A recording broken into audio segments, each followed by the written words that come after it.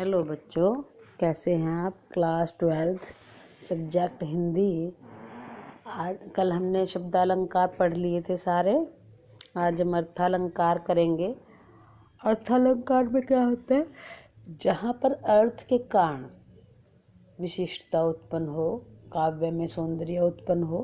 कहने का भाव यह है कि शब्दालंकार में जैसे हम शब्द की जगह उसका पर्याय रख देते हैं तो वहाँ पर अलंकार नष्ट हो जाता है।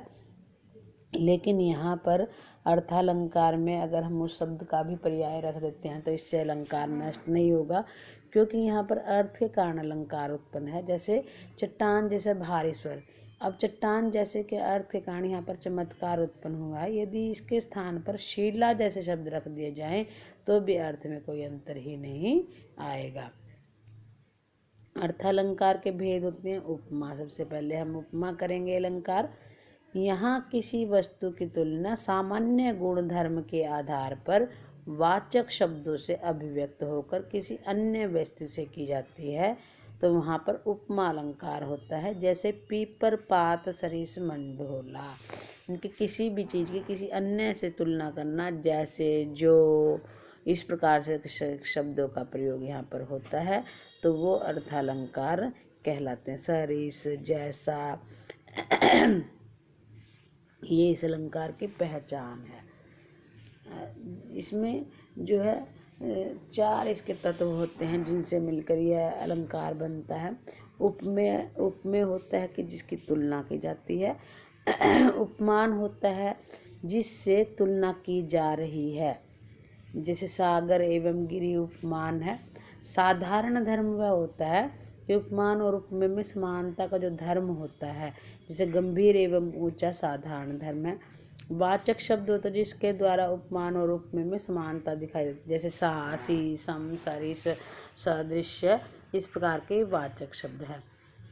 उपमा अलंकार के उदाहरण जैसे कर, कमल, सा, कोमल है। इसमें कर, हाथ को कमल के समान कोमल बताया गया है। 2 वस्तु की तुलना की गई है, इसलिए यहाँ पर उपमा अलंकार है।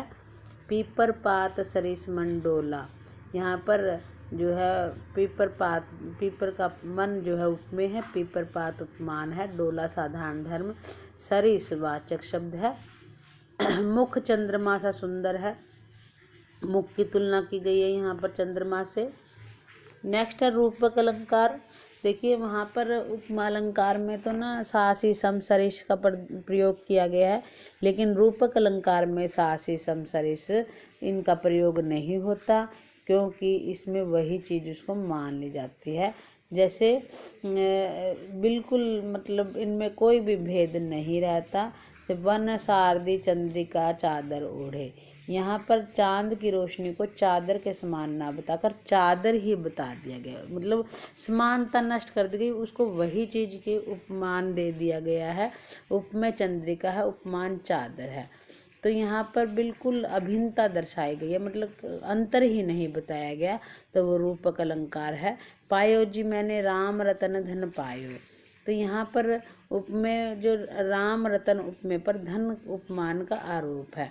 यहाँ पर भी जैसे गोपी पद पंकज पावन की रज्जा में सिर भाज्य, बीती विभावरी जागरी अंबर पनघट में डुबो रही तारा घट उषा नागरी, तो यहाँ पर उषा में नागरी का, अंबर में पनघट का, तारा में घट का निषेध आरोप हुआ है। यहाँ पर उपमान एवं में बिल्कुल कोई अंतर ही नहीं दर्शाया गया, बिल्कुल भी भिन्नता, उनमें अभिन्नता नहीं है, इसलिए यहाँ पर रूपक अलंकार है। और ये एक तरह से मानवीकरण अलंकार भी है, एक अलंकार में 2 अलंकार भी हो सकते हैं। प्रभात यौवन है वक्ष सर में, कमल भी विकसित हुआ है कैसा, यहाँ पर भी प्रभात का वक्ष में सर का निषेध रहित आरोप हुआ है। आगे है उदित उदयगिरी मंच पर रघुवर बाल पतंग, विकसे संत सरोज सब हर्षे लोचन भंग, शशि मुख पर घूंघट डाले आंचल में दीप छिपाए, तो यहाँ पर भी रूपक अलंकार है। मन सागर मनसा लहरी बूढ़े बड़े अनेक, विषय बारी मन मीन भिन्न नहीं होत कभू पल एक, यहाँ पर रूपक अलंकार है। धन्यवाद बच्चों, आपको ये अलंकार अच्छे से याद करने हैं, बाकी का हम कल पढ़ेंगे।